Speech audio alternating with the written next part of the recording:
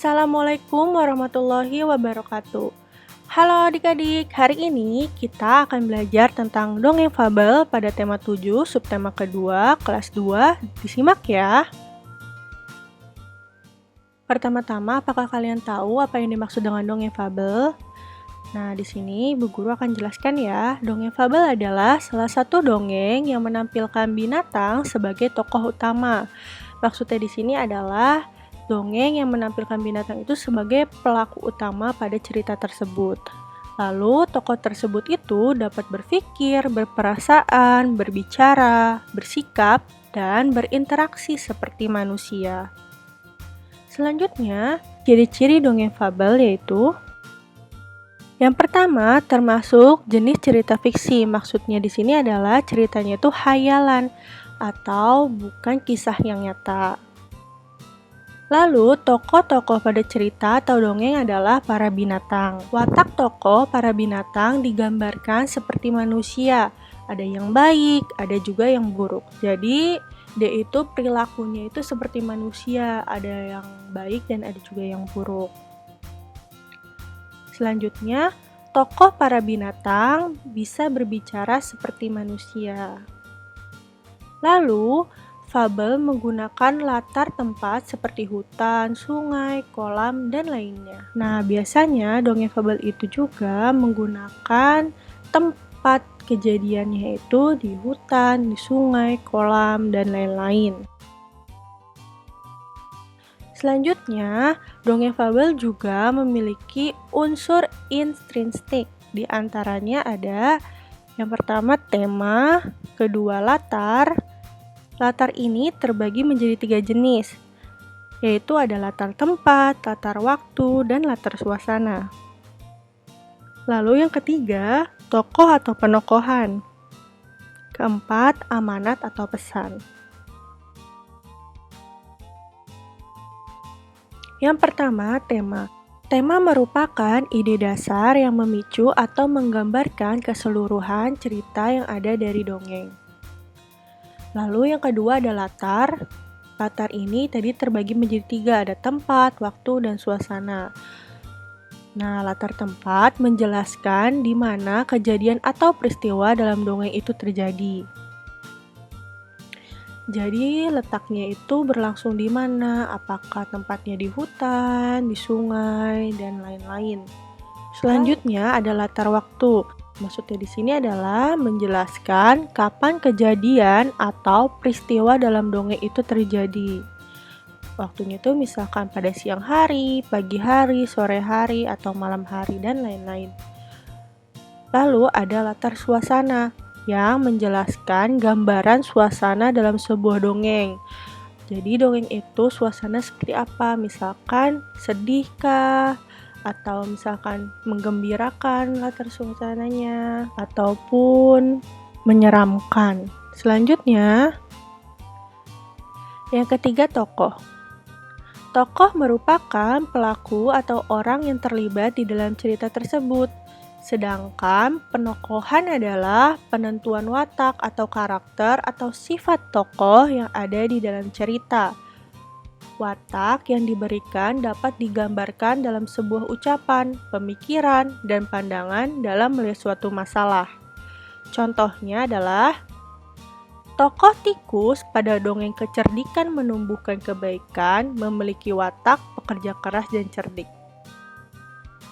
Lalu, nomor 4 ada amanat atau pesan. Amanat atau pesan adalah sebuah nasihat atau pelajaran yang dapat kita petik dari cerita pendek tersebut. Dongeng fabel Ayam Jago Baru. Ada ayam jago baru di suatu dusun. Dia datang dari kota yang jauh sekali. Suatu ketika, ayam jago terjaga dari tidurnya. Matanya yang masih mengantuk perlahan terbuka. Di langit, dia melihat benda bundar berwarna kuning keemasan. Itu pasti matahari, pikirnya. Maka, walaupun dia masih mengantuk, dia melompat ke atas pagar. Kukuruyuk! Hari sudah pagi, kokoknya keras-keras.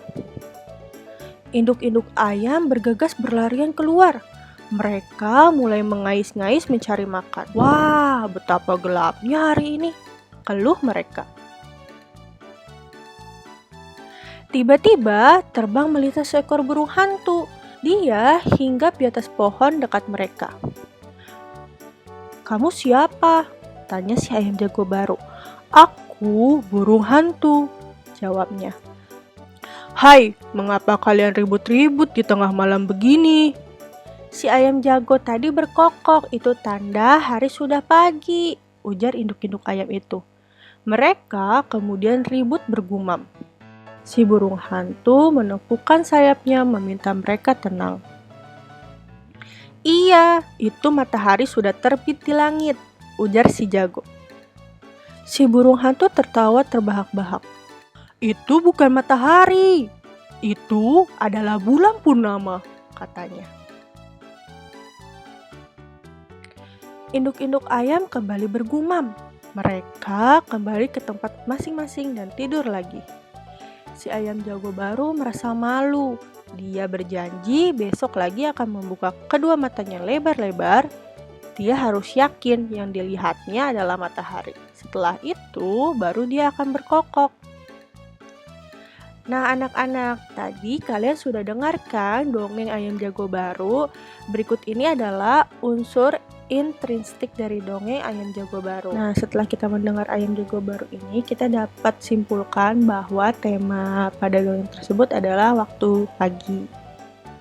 Selanjutnya, latar. Latar tempatnya terjadi di mana?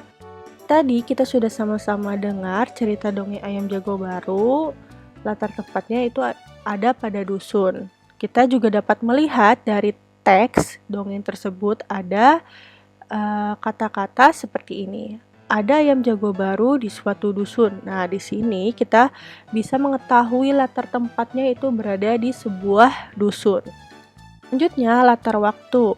Latar waktu di sini terjadi pada malam hari. Kenapa pada malam hari? Kita bisa lihat dari teks dongeng ayam jago pada kalimat, "Wah, betapa gelapnya hari ini," keluh mereka.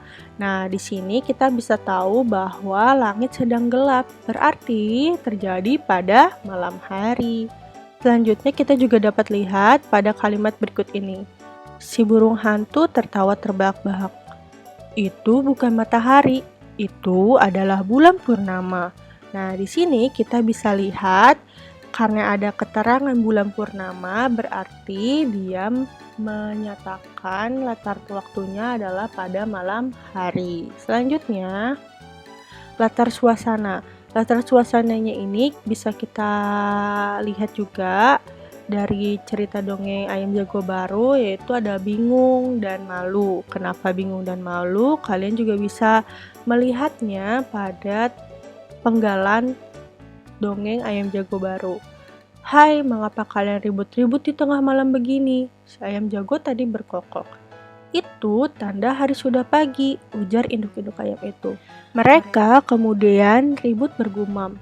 Nah, dari penggalan kalimat pada dongeng ayam jago baru, kita bisa lihat induk-induk ayam ini sedang kebingungan. Kira-kira apakah sudah pagi hari atau masih malam hari? Si ayam jago baru merasa malu. Nah, latar suasana yang dirasakan oleh ayam jago itu dia merasa malu. Yang ketiga, ada tokoh atau perwatakan dari karakternya. Kita dapat ketahui tokoh yang bermain pada dongeng ayam jago baru itu ada ayam jago, induk ayam, dan burung hantu.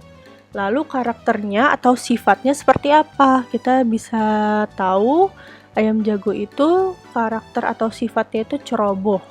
Lalu induk-induk ayam karakter atau sifatnya itu penurut karena dia menuruti saja apa kata ayam jago bahwa hari ini sudah pagi. Selanjutnya ada yang ketiga, burung hantu. Karakternya itu adalah baik karena burung hantu memberitahu kepada induk-induk ayam bahwa hari ini sebenarnya belum pagi hari tetapi masih malam hari. Nomor 4, selanjutnya pesan atau amanat. Nah, di sini kalian memberikan sebuah nasihat kepada pendengar atau pembaca dongeng ayam jago baru. Kita dapat menulis amanatnya sebagai berikut. Janganlah cepat mengambil keputusan sebelum kita mengetahui lebih jelas. Dan lebih berhati-hati lagi dalam mengambil sebuah keputusan. Nah, anak-anak, di sini ada kuis bintang prestasi. Jadi, kalian bisa menuliskan jawaban kalian. Jika kalian tahu, kalian bisa tulis di kolom komentar bawah. Nanti ibu guru akan periksa. Jika kalian jawab dengan benar, ibu guru akan menambahkan 1 bintang kepada kalian untuk nilai tambahan. Soal yang pertama, apa yang dimaksud dengan dongeng fabel? Lalu sebutkan macam-macam unsur intrinsik dongeng. Dan ini ada tugas untuk kalian kerjakan di rumah. Kalian baca dongeng ikan dan burung, lalu kalian tentukan unsur-unsur intrinsik pada dongeng ikan dan burung, yaitu ada unsur intrinsik tema, latar ada latar suasana, tempat, dan waktu. Lalu yang ketiga tokoh atau penokohan, dan yang keempat amanat atau pesan. Cukup sekian video kali ini, semoga kalian mengerti. Kurang lebihnya ibu guru mohon maaf. Sampai ketemu di video selanjutnya. Wassalamualaikum warahmatullahi wabarakatuh.